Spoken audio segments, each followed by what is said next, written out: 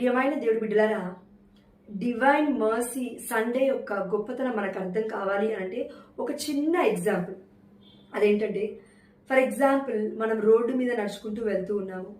ఎవరో బెగ్గర్స్ అంటే అక్కడ ఆడుకునే వాళ్ళు కనిపించారు. వారి దగ్గర ఏమీ లేదు తినడానికి, లేకపోతే కొనుక్కోవడానికి ఏమీ లేదు. మనం ఏం చేస్తామండి? చూడగానే జాలి అనిపించి, దయా కనికరం అనిపించి, ఒక కరుణను చూపిస్తాం. అలాంటి హృదయం దేవుడు మనకిచ్చినప్పుడు మనం వెళ్ళి వారికి దానము ధర్మము చేస్తాం. అవునా? ఎస్. అయితే ఈ దానానికి, ఈ ధర్మానికి, ఈ కరుణకి, ఈ దయకి, ఈ జాలికి ఆ వ్యక్తి నీకు తిరిగి ఇవ్వలేకపోయినా, ఆ వ్యక్తి నీకు తిరిగి సహాయం చేయలేడు అని తెలిసినా నీవు ఎంతో కొంత దానం చేస్తున్నావు. ఇదే దయ, ఇదే ప్రేమ, లేకపోతే ఇదే కనికరం, ఇదే ఒక కరుణ అని మనం చెప్పొచ్చు. అవునా? ఎస్. అదే విధంగా మన యెహోవా తండ్రి ఈ లోకమంతటిపై తన కనికరాన్ని, కృపని, దయను చూపించే ఈ మానవాళంతటికి ఒక మెస్సయ్యని పంపించాడు. తన కుమారుణ్ణి పంపించినాడు. ఆ ప్రేమే కారుణ్య రూపములో, ఆ ప్రేమే కరుణ రూపములో, ఆ ప్రేమే దయ రూపంలో, ఆ ప్రేమే ఒక గొప్ప అనుగ్రహముగా ఈ మానవాళంతటికి ఒక గొప్ప ఆయుధముగా దేవుడు అనుగ్రహించున్నాడు. ఈ అనుగ్రహానికి మనం ప్రేమించాల్సిన అవసరం లేదు. మొట్టమొదటిగా దేవుడే మనల్ని ప్రేమించాడు అని వాక్యం చెప్తుంది. అందుకే దేవుడి ప్రేమ గొప్పది. ఇదే ఒక గొప్ప ఎగ్జాంపుల్ అండి. అయితే దేవుడి యొక్క కృపని, దేవుడి యొక్క కారుణ్యాన్ని, దేవుడి యొక్క కరుణను, దేవుడి యొక్క దయను ఈ యొక్క డివైన్ మర్సీ సండే రోజున మనమందరము ధ్యానిస్తాం. ఎందుకు ధ్యానించాలి అంటే, ఇదిగో నీవును నేను ఈ లోక జీవితంలో జీవిస్తూ ఉన్నప్పుడు ఎన్నో బాధలు, ఎన్నో కష్టాలు, ఎన్నో కన్నీళ్లు, ఎన్నో శ్రమలు, ఎన్నో ఒడిదుడుకులు, మన ఈ జీవిత ప్రయాణంలో ఎన్నో సమస్యలు. అయితే మన పక్కనున్న వ్యక్తి కూడా ఒక్కొక్కసారి మనల్ని పట్టించుకోవడం మర్చిపోతూ ఉంటారు. ఒక్కొక్కసారి మన పైన ప్రేమ చూపించడానికి కూడా ఇంట్రెస్ట్ అనేది చూపించరు. ఒక్కొక్కసారి వారంతటా వారు బాధపడుతూ మనల్ని కూడా బాధ పెడుతూ ఉంటారు.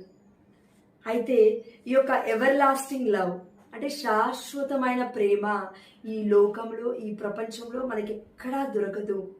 అది కేవలం స్లీవలో మాత్రమే, మన యేసు ప్రభుల వారు మాత్రమే మనకు సంపూర్తిగా, పరిపూర్ణంగా అందించగలరు. ఈ ప్రేమ ఎంత గొప్పదంటే, ఇదిగో నీ పైన కారుణ్యాన్ని చూపిస్తుంది, ఇదిగో నీ పైన కృపను చూపిస్తుంది, ఇదిగో నీ పైన అపారమైన దయను కుమ్మరిస్తుంది. కాబట్టే డివైన్ మర్సీ సండే అని అన్నామండి.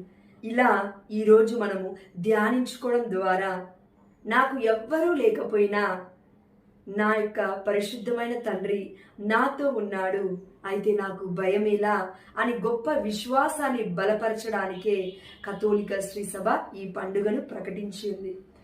ఈ డివైన్ మర్సీ సండే రోజున మనం ధ్యానించుకోబోతున్న ప్రతి పరిశుద్ధమైన వాక్యాన్ని ఆధ్యాత్మికమైన హృదయంతో, ఆధ్యాత్మికమైన కనులతో, ఆధ్యాత్మికమైన చెవులతో మనం వినగలిగితే తప్పకుండా దేవుడి యొక్క కృపను, దయను, కారుణ్యాన్ని, అపారమైన కరుణని దేవుడి నుండి తప్పకుండా కిరణాల వలె మనము పొందుకుంటాము. సూర్య కిరణాలు ఏ విధంగా అయితే ఈ లోకంపై ప్రకాశిస్తూ ఉన్నాయో, ఈ లోకంపై ఉదయిస్తూ ఉన్నాయో, అదేవిధంగా నా జీవితంలో దేవుడి యొక్క కారుణ్యము, దేవుడి యొక్క కరుణ, దేవుడి యొక్క దయ, దేవుడి యొక్క కృప మనపై అలా సూర్యుడి యొక్క కిరణాల వలె మనపై ఉదయించాలి అనంటే మనము దేవుడి యందు భయము, భక్తితో జీవించగలగాలి. అలా జీవించినప్పుడే దేవుడి యొక్క కృపకి మనము అర్హులమవుతాము. మాటల ద్వారా కాదండి, చేతల ద్వారా మనము దేవుడి సన్నిధాన్ని పొందుకుంటే తప్పకుండా దేవుడి యొక్క కృపా హస్తము ఎల్లవేళలా మనకి తోడుగా ఉంటుంది. మనం కరెక్ట్గా ఆత్మపరిశీలన చేసుకుంటే దేవుడి యొక్క కృప మనపై ఎల్లప్పుడూ ఎప్పటికీ ఉంటూనే ఉంటుందండి.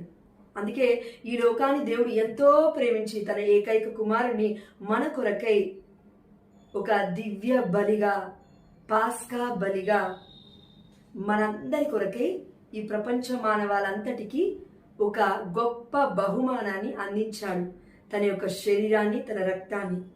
అయితే ఈ యొక్క దయ గురించి మాట్లాడుకోవాలన్నా, మనం దేవుడి యొక్క కారుణ్య గురించి మాట్లాడుకోవాలన్నా, కనికరం గురించి మాట్లాడాలన్నా, ఇవి అన్నీ కేవలం ఒకే ఒక్క ఆత్మఫలంలో దాగి ఉంది. అదేంటి అంటే ప్రేమ. ఎందుకు ఈ మాట అన్నానంటే, ప్రేమ సమస్తాన్ని భరిస్తుంది, సమస్తాన్ని సహిస్తుంది, సమస్తాన్ని నీకు తెలియజేస్తుంది, సమస్తాన్ని సంపూర్ణమొనర్చడానికి సమస్తము నీకు సాధ్యపడుతుంది. అందుకే రోమియోలకు రాసిన లేఖ 8వ అధ్యాయం 28వ వచనంలో మనం చూస్తున్నాము, దేవుణ్ణి ప్రేమించు వారికి, తన చిత్తానుసారముగా పిలువబడిన వారికి, అంటే దేవుడి కృపచేత పిలువబడిన వారికి అన్నీ సమస్తము సమకూడి జరుగుతుంది అని పరిశుద్ధమైన వాక్యం చెప్తుంది. రోమియోలకు రాసిన లేఖ 8వ అధ్యాయం 28వ వచనంలో. అవునా? అయితే దేవుడి యొక్క కృప కనికరము ఎంత గొప్పదంటే, కలువరిలో మన కరుణామయుడు తన కరములను చాపి ఈ ప్రపంచ మానవాళంతటికీ తన యొక్క కారుణ్యాన్ని బహుమానంగా ఇచ్చి ఉన్నాడు. దీనికి మన ఎఫర్ట్స్ ఏవి కూడా పనికిరావు. అంటే మనం ఏమి ఎఫర్ట్స్ పెట్టలేదండి. నేను ఇలా జీవించాను, అలా జీవించాను, అందుకే దేవుడు తన యొక్క శరీరాన్ని, రక్తాన్ని నా కొరకే చిందించున్నాడు, బలిగా అర్పించున్నాడు, ఎన్నో శ్రమలను పొంది ఉన్నాడు అని చెప్పుకోవడానికి లేదు. దేవుడంతటా దేవుడే తన కుమారుని ఈ లోకానికి పంపించాడు, మానవాళంతటిని రక్షించడానికి. తండ్రి ప్రేమ ఈ లోకానికి కుమారుని పరిచయం చేసింది. కుమారుడి ప్రేమ ఈ లోకంలో ఉన్న తన బిడ్డలకి పరలోక రాజ్యాన్ని పరిచయం చేస్తుంది. ఇదే దైవ ప్రయత్నం, దైవ కారుణ్యము, దైవ కృప, దేవుడి యొక్క దయ. కాబట్టి ప్రియమైన దేవుడి బిడ్డలారా, ఇప్పటికీ కూడా మనం పాప జీవితంలో జీవిస్తూ దేవుడి కరుణ ఇంకా నా పైన ఉంది అని అనుకుంటే అది తప్పు అవుతుందండి. ఎందుకంటే ఇదిగో వారు ఏం చేస్తున్నారో వారికి తెలియదు కనుక వారిని క్షమించు అని యేసుప్రభువు వారు మాట్లాడి ఉన్నారేమో. కానీ ఇప్పటికీ ఇన్ని వేల సంవత్సరాలు అయినప్పటికీ, పరిశుద్ధమైన గ్రంథం మన చేతిలో ఉన్నప్పటికీ, ఎన్నో స్పిరిచువల్ వీడియోస్ మన కళ్ళ ముందు కనబడుతున్నప్పటికీ ఇంకనూ నాకేమీ తెలియదండి, ఆనాడు యూదుల్లాగానే నేను కూడా చేస్తాను అంటే అది తప్పు అవుతుందండి, అది మూర్ఖత్వం అవుతుందండి, అది బుద్ధిహీనత అవుతుందండి అని దేవుడు చెప్తున్నాడండి మనందరికీ ఈరోజు. కాబట్టి మరి ఈ డివైన్ మర్సీ సండే యొక్క గొప్పతనం ఏంటి, అసలు ఏం చెప్పాలనుకుంటున్నాడు దేవుడు, ఇంకా మనకి ఏం వివరించాలనుకుంటున్నాడు అని మనం బైబిల్ యొక్క అంశాలు, వచనాలు మనం ధ్యానిస్తే కనుక దేవుడి దర్శనం పొందుకోవాలని దేవుడు ఆశపడుతున్నాడు. దైవ దర్శనంతో నువ్వు జీవించాలని దేవుడు ఆశపడుతున్నాడు. దేవుడి యొక్క ప్రేమ నీ పైన ఉంది, కారుణ్యం నీ పైన ఉంది, దయ నీ పైన ఉంది. అయితే ప్రియమైన బిడ్డ, ఇప్పుడు నువ్వు దేవుడికి భయభక్తులు చూపిస్తూ దేవుని అడగగలిగితే తన దర్శనాన్నే నీకు చూపిస్తాను అని దేవుడు చెప్తున్నాడు. అయితే దర్శనం అంటే ఏంటి? దేవుడు డైరెక్ట్గా పరలోకం నుంచి దిగొచ్చి నాకు కళ్ళకి కనబడితే దైవ దర్శనము అని అనుకుంటున్నామా? లేదు. అసలు దర్శనం అంటే ఏంటి? పరిశుద్ధమైన వాక్యాన్ని చూసి మనం చూద్దాం. అయితే అందరినీ ఏకరీతిగా ప్రేమించడం, ఏకరీతిగా కారుణ్యం చూపడం, ఏకరీతిగా దయని చూపించడం చాలా కష్టమైన పని మానవాళికి. కానీ మనము దేవుడి దగ్గర నుంచి ఈ 3 దర్శన భాగ్యాలను పొందుకుంటే తప్పకుండా ఈ ప్రపంచానికి దేవుడు తన బిడ్డలుగా మనల్ని పరిచయం చేస్తాను అని వాగ్దానం ఇస్తున్నాడు. అయితే ఆ 3 దైవ దర్శన భాగ్యాలు ఏంటో చూద్దామా? ఇది మొదటి దర్శన భాగ్యం. యేసుప్రభుల వారు మనల్ని దర్శించడం వల్ల ఒక వ్యక్తి జీవితంలో, తన హృదయంలో ప్రశాంతత, నెమ్మది, శాంతి కలుగుతుంది. ఇది దర్శన భాగ్యం. ఎన్ని డబ్బులు ఇచ్చి కొనుక్కోవాలన్నా అది మనకి దొరకదండి. అయితే ఈ వాక్యం ఎక్కడైనా ఉందా అని అంటే కనుక మనం యోహాను సువార్త 20వ అధ్యాయము 19వ వచనం నుంచి చూడండి. అది ఆదివారము సాయం సమయము, యూదుల భయముచే శిష్యులు ఒక చోట తలుపు మూసుకొని ఉండిరి. యేసు వచ్చి వారి మధ్య నిలబడి మీకు శాంతి కలుగునుగాక అని అనెను. ఆ మాటలు చెప్పిన పిదప ఆయన వారికి తన చేతులను ప్రక్కను చూపగా ప్రభువును చూచి వారు ఆనందించిరి. చూడండి, యేసుప్రభుల వారు వచ్చి రాగానే ఇదిగో మీకు సమృద్ధి కలుగుతుంది, మీకు ఆస్తిపాస్తులు వస్తాయి, మీరు ప్రకటిస్తారు, లేకపోతే అక్కడికి వెళ్తారు, ఇక్కడికి వెళ్తారు అని డైరెక్ట్గా దేవుడు ఏం చెప్పలేదండి. యేసుప్రభువు వారు ఒకటే అన్నారు. ఏంటి? కేవలం ఒక్క మాట, ఇదిగో మీకు శాంతి కలుగునుగాక. ఆ శాంతికరమైన మాట, ఆ కృప కలిగిన మాట, దయ కలిగిన మాట, దేవుడి కారుణ్యము కలిగిన మాట వినగానే ఇదిగో శిష్యులు భయాందోళనలో ఉన్న వారి యొక్క భయాన్ని విడిచిపెట్టి ఆనందించిరి. యేసుప్రభువు వారిని చూచి ఆనందించిరి అని వాక్యం చెప్తుంది. ఎప్పుడండి మనం ఆనందించేది? ఎప్పుడు మనం ఆనందంగా ఉంటాము, సంతోషంగా ఉంటాము అంటే మన హృదయము నెమ్మదిగా ఎలాంటి ఆందోళన లేకుండా ఉన్నప్పుడు, ప్రశాంతంగా మనం జీవిస్తున్నప్పుడు మనము ఆనందంగా ఉంటాము కదండి. ఎస్, భయాందోళనకి గురవ్వకుండా ఉంటాము. ఇది ఎప్పుడు జరుగుతుందంటే కేవలం దేవుడు తన కృప చొప్పున ఇదిగో నీకు శాంతి కలుగునుగాక అని నీ జీవితాన్ని, నీ యొక్క కుటుంబాన్ని, నువ్వుంటున్న ప్రదేశాన్ని దేవుడు దర్శించినప్పుడు మాత్రమే ఇది సాధ్యమవుతుంది. ప్రియమైన బిడ్డ, అదేవిధంగా నీవును నేను ఈ మొదటి దర్శన భాగ్యాన్ని పొందుకోవాలి అంటే ఆనాడు శిష్యులు భయాందోళన ఉన్నప్పటికీ దేవుడి కారుణ్యాన్ని పొందుకోగలిగారు. అది ఎలా పాసిబుల్ అయింది అంటే యేసు ప్రభుల వారు వారితో ఉన్నన్ని రోజులు ఇదిగో నన్ను అనుసరించండి, నన్ను అనుసరించండి, నన్ను అనుసరించండి అని చెప్పాడు. కాబట్టి వారు దేవుని అనుసరించడంలో భయాందోళనకి గురవుతున్నారు. అయ్యో, మా యేసు ప్రభుల వారిని వీరు ఇప్పుడు చంపేశారు, మమ్మల్ని ఎక్కడ చంపేస్తారు అని యూదుల భయం వచ్చేవారు మరి ఆందోళనకి గురవుతున్నారు. దేవుడి నామకార్థమై యేసు ప్రభుల వారి యొక్క చిత్తమై నీవును నేనును మన ఈ జీవిత ప్రయాణంలో ఒకవేళ భయాందోళనకి గురవుతుంటే, దేవుడి యొక్క ప్రణాళికలో మనం భయాందోళనకి గురవుతుంటే, దేవుడి యొక్క చిత్తానుసారంగా జీవిస్తూ దేవుడి చిత్తమేంటో గ్రహిస్తూ దేవుడి చిత్తాన్ని చేయడానికే మనము ప్రయాస పడుతూ ఉంటే ఇదిగో ఆ మార్గములో, ఇదిగో ఆ శ్లీవ మార్గంలో, ఇదిగో ఆ ప్రయాణంలో దేవుడు నీకు తోడై ఉండి నిన్ను దర్శిస్తాడు. కాబట్టి మనము భయపడినప్పుడెల్లా అయ్యా నాకు శాంతి కావాలి, నాకు నీ కారుణ్యాన్ని చూపించయ్యా, నీ దయను నాపై కుమ్మరించు తండ్రి, నీ కృపను కనికరాన్ని నాపై కటాక్షించు తండ్రి అని మనం ప్రార్థిస్తే తప్పకుండా దేవుడు మనకు మొదటి దర్శన భాగ్యాన్ని దయచేస్తాడు యేసు నామములో. ఆమేన్. అయితే రెండవ దర్శన భాగ్యం ఏంటంటే ప్రభు దర్శనం ద్వారా మనకు జ్ఞానోదయం కలుగుతుంది. జ్ఞానోదయం అంటే ఎన్లైట్మెంట్ అంటాం కదండి ఇంగ్లీష్లో, ఎన్లైట్మెంట్. యేసు ప్రభుల వారి యొక్క దర్శనం ద్వారా మనకు ఒక జ్ఞానోదయం అనేది కలుగుతుంది. అంటే ఒక మార్పు, ఒక ఊహించలేని మార్పు. ఇప్పుడు ఆధ్యాత్మికంగా మన కన్ను మూసుకొని పోయి ఉన్నాయండి, ఆధ్యాత్మికంగా అవి తెరవబడతాయి అని అర్థం అనమాట. అలాంటి జ్ఞానోదయం ఈ రెండవ దర్శన భాగ్యము అంటే ఒక గొప్ప జ్ఞానోదయం ఎవరిలో కలిగిందో ఒకసారి చూద్దామా? యోహాను సువార్త 20వ అధ్యాయము 11 నుండి 18 వర్షాలు మీరు చదవండి. నేను షార్ట్ కట్ గా ఎక్స్ప్లెయిన్ చేస్తాను. అయితే ఇక్కడ ఈ సందర్భంలో మరియా మగ్దలేనమ్మ ఆదివారము తెల్లవారక మునిపే సమాధి దగ్గరికి వెళ్ళినప్పుడు యేసు ప్రభుల వారు కనబడలేదు. సమాధి తెరవబడి ఉంది, రాతి తొలగించబడి ఉంది, కానీ యేసు ప్రభుల వారు లేరు. ఆ సమయంలో 2 దేవదూతల్ని చూసింది. దాని తర్వాత మరియా మగ్దలేనమ్మ యేసు ప్రభుల వారిపై ఉన్న ప్రేమ, ఆ ఆప్యాయత ఎలా కనపరిచింది అని అంటే కన్నీటి ద్వారా ఇదిగో ఏడుస్తూ ఉంది.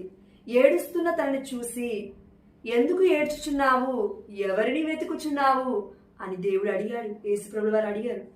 అడగగానే వెనక్కి తిరిగి ఇదిగో తోటమాలి, నా యేసు ప్రభుల వారు కనబడట్లేరు, ఎక్కడైనా ఉంటే, ఎక్కడైనా నువ్వు దాచిపెడితే, ఎక్కడైనా నువ్వు తీసుకువెళ్తే నాకు ఇవ్వు, నేను తీసుకెళ్తాను అని అడుగుతూ ఉంది.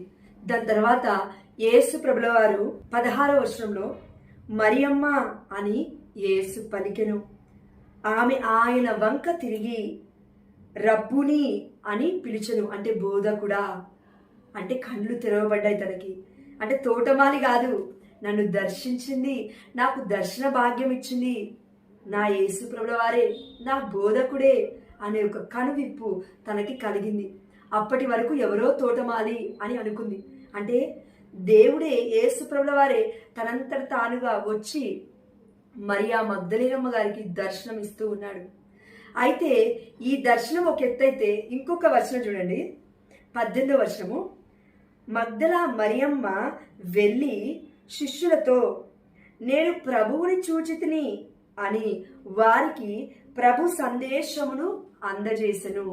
నేను ప్రభువుని చూసితిని అని వారికి ప్రభు సందేశమును అందచేసెను. అంటే ఒక మెసెంజర్ అని చెప్పొచ్చు మనం. అంటే ఈ సమయంలో యేసు ప్రభుల వారిని నేను చూశాను, మన మధ్యలో నివసించిన మన తండ్రి, మన బోధకుడు ఇదిగో పునరుత్థానుడయ్యాడు, నేను చూశాను, నేను ప్రభువుని చూసి తిని అని సాక్ష్యం ఇస్తూ ఉందండి. ఎవరు? మరియా మగ్దలీనమ్మ గారు. అంటే జ్ఞానోదయమైంది, కనువిప్పు కలిగింది. యేసు ప్రభుల వారు తిరిగి పునరుత్థానుడయ్యారు, బ్రతికారు, చనిపోయాడు, అక్కడ లేడు, సమాధి చేయబడ్డాడు, ఎవరో ఎత్తుకొని వెళ్ళిపోయారు అని నేను అనుకున్నాను. కానీ ఇదిగో పునరుత్థానుడయ్యాడు. ఒకప్పుడు శిష్యులతో యేసు ప్రభుల వారు చెప్పిన మాటలు వాళ్ళు వినలేకపోయారు, గ్రహించలేకపోయారు, గ్రహించినను నమ్మలేకపోయారు. కానీ ఇప్పుడు శిష్యులకి, అంటే మరియా మగ్దలేనమ్మతో పాటు ఎంతో మంది శిష్యులకు కూడా ఒక కనువిప్పు కలిగింది. నిజంగానే పునరుత్థానుడయ్యాడు యేసు ప్రభుల వారు అని. అంటే అవిశ్వాసము తొలగిపోయి విశ్వాసములో వాళ్ళు బలపడ్డారు. అజ్ఞానము నుండి జ్ఞానములోకి వారు నడిపింపబడ్డారు. ఇదే జ్ఞానోదయము, ఇదే వారికి కలిగిన కనువిప్పు. ఇంకా ఎగ్జాంపుల్స్ మనం పరిశుద్ధమైన గ్రంథం నుంచి చూసుకుంటే అండి, యోహాను సువార్త 4వ అధ్యాయం మనం చూసుకున్నట్లయితే, సమరయ స్త్రీ బావి దగ్గరికి వెళ్ళక ముందే యేసు ప్రభుల వారు అక్కడ ఉన్నారు. అవునా అండి? ఎస్. సికారు అనే పట్టణం నుండి తను వచ్చింది. అక్కడ ఉన్నప్పుడు యేసు ప్రభుల వారు తను చేసిన తప్పులన్నీ, పాపాలన్నీ చెప్తూనే ఉన్నాడు. నువ్వు ఇప్పుడు ఉంటున్న వ్యక్తి నీ భర్త కాదు అని చెప్పగానే తనకి కనువిప్పు కలిగింది, అంటే జ్ఞానోదయం కలిగింది. ఇదిగో నేను తప్పులు చేసి ఉన్నాను, పాపాలు చేసి ఉన్నాను, నేను చేస్తున్న ఈ పాపము ఎవ్వరికీ తెలియదు, కానీ ఇదిగో ఈ వ్యక్తి నా గురించి అన్నీ చెప్తున్నాడు అని అనుకుంది. దాని తర్వాత, ఇదిగో నీవు యాకోబు కంటే గొప్పవాడవా? మాకు ఈ బావినిచ్చింది మా పితరుడైన యాకోబు, యాకోబు కంటే నీవు గొప్పవాడవా ఏంటి అని అడిగినప్పుడు, ఇదిగో యాకోబు ఇచ్చిన నీటిని తాగిన వాళ్ళు దాహము కొంటారు, కానీ నేను ఇచ్చి నీటిని తాగిన వారు ఎన్నటికి దప్పిక కొనరు అని దేవుడు చెప్పినాడు. అయితే మా కొరకు ఒక ప్రవక్త వస్తాడని నేను విని ఉన్నాను, ఆ ప్రవక్త నీవేనా అని అడిగినప్పుడు, నీవు అంటున్న ఆ మెస్సయాని నేనే అని యేసు ప్రభుల వారు పలికారు. పలకగానే ఉన్న పలంగా తన కుండని, అంటే తన పాత్రని, ఏదైతే నీటిని తీసుకోవాలని అనుకుందో, ఏ పాత్రతోటి అయితే తనకు కావాల్సిన నీటిని సమకూర్చుకోవాలి అని అనుకుందో, తీసుకువెళ్ళాలి అని అనుకుందో, ఆ పాత్రని అక్కడ విడిచిపెట్టి ఉన్న పలంగా సికారు పట్టణానికి పరిగెట్టింది, సమరియాలోకి పరిగెట్టి, ఇదిగో నేను బోధకుడిని చూశాను, ఇదిగో రానున్న ప్రవక్త ఇతనేనేమో చూడండి, ఇదిగో నేను యేసుని చూశాను అని ప్రకటించింది సమరియా స్త్రీ. అయితే దేవుడి యొక్క దర్శనము సమరియ స్త్రీని ఒక గొప్ప మెసెంజర్ ఆఫ్ గాడ్గా, అంటే ఒక గొప్ప సువార్తికురాలిగా అక్కడ మార్చేసింది. ఒక గొప్ప ప్రవక్తిగా దేవుడు మార్చేసి ఉన్నాడు. అంటే యేసు ప్రభుల వారి గురించి తను ప్రకటిస్తూ ఉందండి. అందుకే తనకి కూడా బావి దగ్గర, యాకోబు బావి దగ్గర జ్ఞానోదయం కలిగింది యేసు ప్రభుల వారు దర్శించడం ద్వారా అని మనం చెప్పొచ్చు. అయితే ఈ రెండవ దైవ దర్శన భాగ్యం ఏంటంటే జ్ఞానోదయం కలగడం కదండి. ఎస్, ఈ గొప్ప సమయంలో మనం అపోస్తుల కార్యములు 9వ అధ్యాయం దేవుడు గుర్తు చేస్తున్నాడు. అక్కడ దమస్కుకి వెళ్తున్న సౌలు తన శిష్యుని చంపాలి అని చూస్తున్న సౌలుకి దేవుడు దర్శనం ఇచ్చినాడు, యేసు ప్రభుల వారు దర్శించినాడు. అంత క్రూరమైన, అంత ఘోరమైన సౌలుకి దేవుడు దర్శనం ఇచ్చాడు. ఎందుకు? అతనేం ప్రార్థన చేయలేదండి. దేవుడి యొక్క కృప, దేవుడి యొక్క అనుగ్రహము, దేవుడి యొక్క కారుణ్యమే అతనికి ఆ అనుగ్రహాన్ని పొందుకోవడానికి కారణమయ్యింది.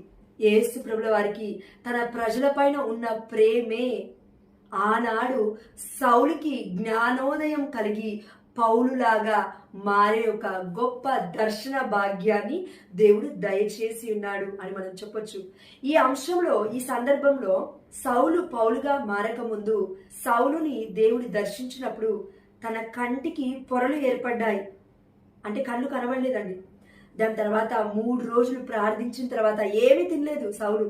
ఏమి తినకుండా ప్రార్థించిన తర్వాత దేవుడు చెప్పిన అననీయ ప్రవక్త వచ్చి బ్లెస్ చేసి ఆశీర్వదించి ప్రార్థించిన తర్వాతే తన కనులకున్న పొరలు కింద పడిపోయాయి అని వాక్యంలో ఉంది. అంటే జ్ఞానోదయం కలిగింది. ఏమని? ఇదిగో ఇప్పుడు నేను సౌలుని కాదు, ఇప్పుడు నేను పౌలుని. ప్రపంచానికి నేను యేసు ప్రభుల వారు నా పట్ల చేసిన గొప్ప అద్భుత కార్యం గురించి నేను ప్రకటించాలి. యేసు ప్రభుల వారి యొక్క ప్రేమ గురించి నేను ప్రకటించాలి. తన నుండి నేను పొందుకున్న కారుణ్యాన్ని, కరుణను, కనికరాన్ని, దయను నేను ఈ లోకానికి చాటి చెప్పాలి అనే యొక్క ఆత్మ గ్రహింపే జ్ఞానోదయం కలగడము. అంటే జ్ఞానోదయం కలిగింది. ఇదిగో ప్రియమైన బిడ్డ, పరిశుద్ధమైన గ్రంథంలో అబ్రహాం గారు అన్యుడు, కానీ దేవుడు పిలిచినప్పుడు జ్ఞానోదయం కలిగి ఇదిగో ప్రపంచ మానవాళంతటికీ, క్రైస్తవులందరికీ ఒక గొప్ప విశ్వాసుల తండ్రిగా ప్రకటింపబడ్డాడు. ఎందుకు? ఇదిగో జ్ఞానోదయం తెచ్చుకున్నాడు. దేవుడు అలాంటి కృపని, దయను తనపై కుమ్మరించాడు. కాబట్టి జ్ఞానోదయం కలిగి ఒక గొప్ప ప్రవక్తగా జీవించినాడు. ఇలా చూసుకుంటే ఎన్నో విషయాలండి పరిశుద్ధమైన గ్రంథంలో. ఆల్మోస్ట్ ప్రతి ప్రవక్తకి జ్ఞానోదయం కలిగే దేవుడి యొక్క కృప ద్వారా, దేవుడి యొక్క అనుగ్రహం ద్వారా వాళ్ళు పిలువబడ్డారు. వారంతటి వాళ్ళుగా ఎవరు రాలేదండి. దేవుడి యొక్క కృప, దేవుడి యొక్క కారుణ్యము, దేవుడి యొక్క దయ, దేవుడి యొక్క అనుగ్రహమే దీనికి కారణము. నీవును నేనును మన ఈ జీవితంలో ఏదైనా తప్పు చేయగానే మనకి శాపం రాకుండా, మనకి పాపము రాకుండా, ఎలాంటి ఘోరమైన స్థితిగతులలో మనం పడిపోకుండా కొంతకాలమైన దేవుడు మనల్ని కాపాడుతున్నాడంటే దేవుడి కారుణ్యము, దేవుడి యొక్క కృప అని మనము కళాఖండిగా నిశ్చయముగా చెప్పొచ్చు. దేవుడి ప్రేమ గొప్పది అని ఈ డివైన్ మర్సీ సండే ద్వారా దేవుడు మనకి ఈ విషయంలో, ఈ రెండవ అంశంలో, రెండవ దైవ దర్శనంలో ఈ దర్శన భాగ్యాన్ని మనకు దేవుడు దయచేస్తూ ఉన్నాడు. జ్ఞానోదయము కలగడము. మరి నా జీవితంలో దేవుడు ఎన్నోసార్లు ఎంతో మంది వ్యక్తుల ద్వారా మాట్లాడాడు. మరి మనకెందుకు జ్ఞానోదయం కలగట్లేదు? ఎంతో ఘోరమైన హంతకుడైన దైవ ప్రజలు హింసిస్తున్న సౌలు గారే పౌలుగా మారినప్పుడు జ్ఞానోదయం కలిగి మరి నీకును నాకును ఎందుకు జ్ఞానోదయం కలగట్లేదు? ఎందుకు దేవుడిలో మనం జీవించలేకపోతున్నాము ప్రియమైన బిడ్డ అని దేవుడు మనల్ని అందరినీ ఈరోజు రెండవ అంశం ద్వారా అడుగుతూ ఉన్నాడు. కానీ దేవుడు మనల్ని దర్శించాడండి, కానీ మనకి కలగట్లేదు. ఆ దర్శన భాగ్యము మనకుంది, మనకి అతి సమీపంలోనే ఉంది, కానీ మనము గ్రహించలేకపోతున్నాము. జ్ఞానము కలిగిన ఆలోచనలతో జీవించలేకపోతున్నాము. దేవుని జ్ఞానాన్ని అడగలేకపోతున్నాము. దేవుడి యొక్క అనుగ్రహాన్ని మనం పొందుకోలేకపోతున్నాము. ఆ అనుగ్రహాన్ని మనం దేవుణ్ణి అడిగితే తప్పకుండా రెండవ దర్శన భాగ్యము మనమును పొందుకుంటాము. అదేవిధంగా శిష్యులు ఎమ్మావు గ్రామానికి వెళ్తున్న సమయంలో యేసు ప్రభుల వారు వారిని దర్శించినాడు.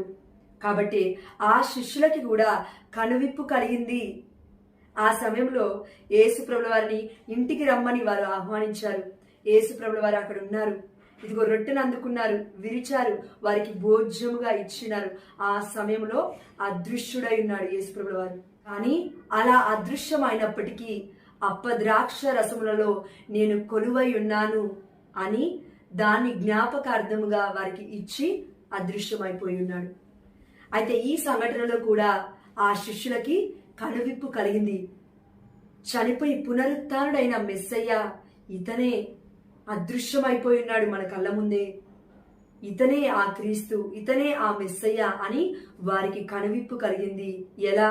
దేవుడు వారిని దర్శించడం ద్వారా. గొప్పవాళ్ళు కాదండి వాళ్ళేమి, దేవుడే వారిని దర్శించినాడు. దేవుడి యొక్క కృపానుగ్రహం చొప్పున, అనుగ్రహం చొప్పున, దేవుడి యొక్క దయ చొప్పున. కాబట్టి వారికి కనువిప్పు కలిగింది. అదేవిధంగా మూడవ దర్శన భాగ్యము, దేవుడు మనల్ని దర్శించడం ద్వారా మనలో కలిగే ఒక గొప్ప మార్పు ఏంటి?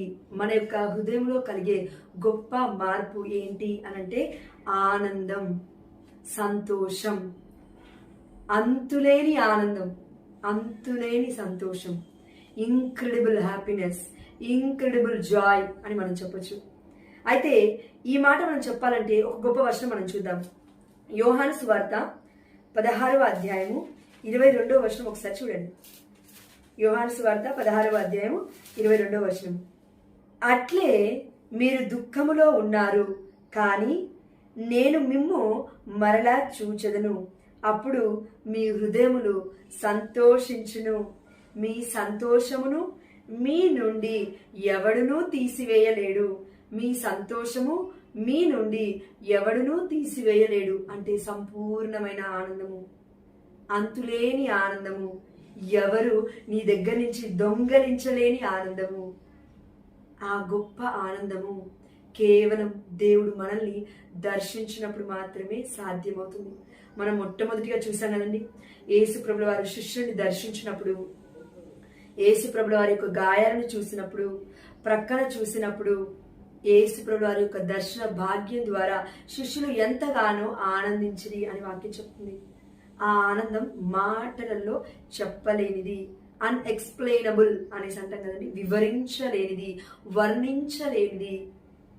ఈ ఆనందం ప్రపంచమంతా నువ్వు తిరిగినా, ప్రపంచం మొత్తం నీ అరచేతుల్లో సంపాదించి పెట్టుకున్నా, ఎన్ని ఆస్తిపాస్తులు అంతస్తులు నువ్వు కొనగలిగినా, లేకపోతే నీ దగ్గర ఉన్నా, సంపాదించుకోగలిగినా ఆనందం సంపాదించుకోలేవు ప్రియమైన బిడ్డ అని దేవుడు మనతో ఈరోజు చెప్తూ ఉన్నాడు. ఎంత మంచి దేవుడవయ్యా యేసయ్యా, చింతలన్నీ తీరునయ్యా నిన్ను చేరినా.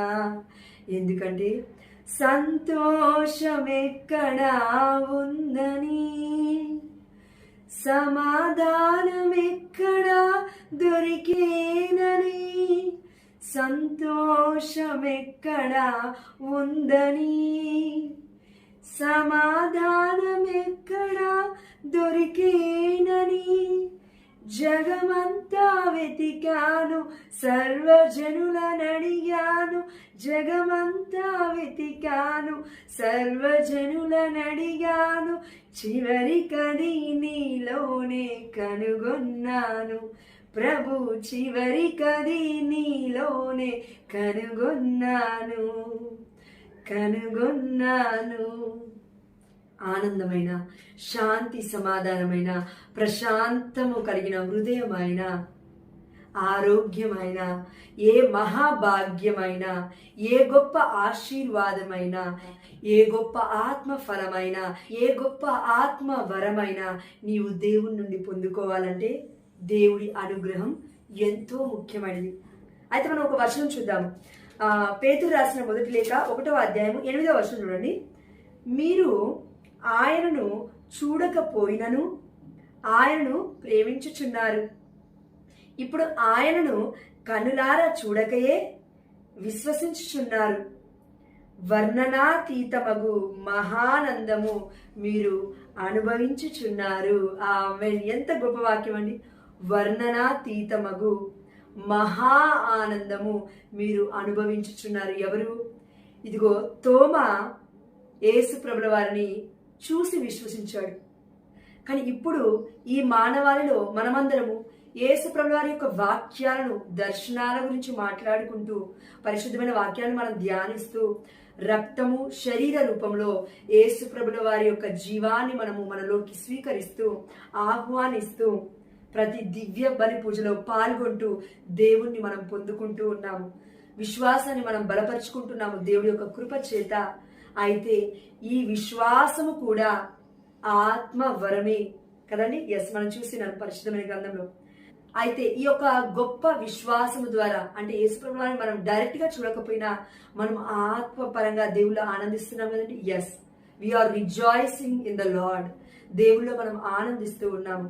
కాబట్టి ఆ ఆనందము ఎలా వచ్చింది అంటే, ఇదిగో చూడకపోయినా మనం విశ్వసిస్తున్నాము కాబట్టి ఆత్మ వరం ద్వారా మనం అది పొందుకున్నాము. అయితే ఈ యొక్క ఆనందము వర్ణనాతీతమగు మహా ఆనందము మనము అనుభవించుచున్నాము. ఈ మహా ఆనందము ఏ వ్యక్తి కూడా నీ దగ్గర నుంచి తీసేయలేడండి. దేవుడు ఇచ్చింది దేవుడు నీ దగ్గర నుంచి తీసుకునేంత వరకు ఏ వ్యక్తి కూడా నీ దగ్గర నుంచి ఏది కూడా దూరం చేయలేడు, ఏది కూడా దొంగలించలేడు. ఎందుకంటే దేవుడు ఇస్తేనే మనం పొందుకుంటూ ఉంటాము. అంతేకాని ఈ ప్రపంచంలో ఏ వ్యక్తి కూడా దైవానుగ్రహానికి అడ్డుపడలేడు.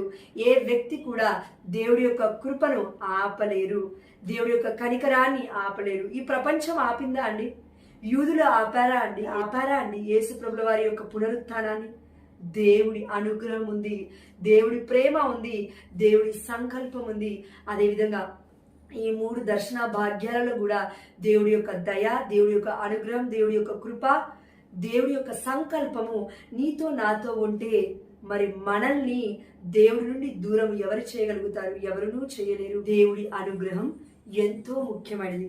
కాబట్టి ఈరోజు దేవుణ్ణి అర్థించు, ఆరాధించు, ప్రార్థించు. పట్టుదలతో కూడిన ప్రార్థన, ప్రయాసతో కూడిన ప్రార్థన, పరిశుద్ధాత్ముడి యొక్క సహాయముతో చేసే ప్రార్థన, నిట్టూర్పుల ద్వారా నువ్వు చేస్తున్న ప్రార్థన దేవుడు తప్పకుండా ఆలకించి యేసు నామములో దేవుడి యొక్క అనుగ్రహాన్ని మనం అందరం పొందుకోవాలని నిండు మనస్సుతో నేను ఆశిస్తూ ఉన్నాను. అదేవిధంగా మీ అందరి కోసం కూడా నేను తప్పకుండా ప్రార్థిస్తూ ఉన్నాను. మీరును నా కోసం ప్రార్థించండి. మీరును దయచేసి నా కోసం, నా కుటుంబం కోసం ప్రార్థించండి. నా ఆరోగ్యం కోసం కూడా ప్రార్థించండి. And the last but not the least, may God bless us abundantly with a good health and with everlasting love. And finally peace be with you all. Yesu ప్రభుల వారు మనకి అందిస్తున్న శాంతి సమాధానము మనందరితోనూ ఉండును కాక. And please share my videos and please subscribe to my channel. My voice only for Jesus. My voice only for Jesus. Amen.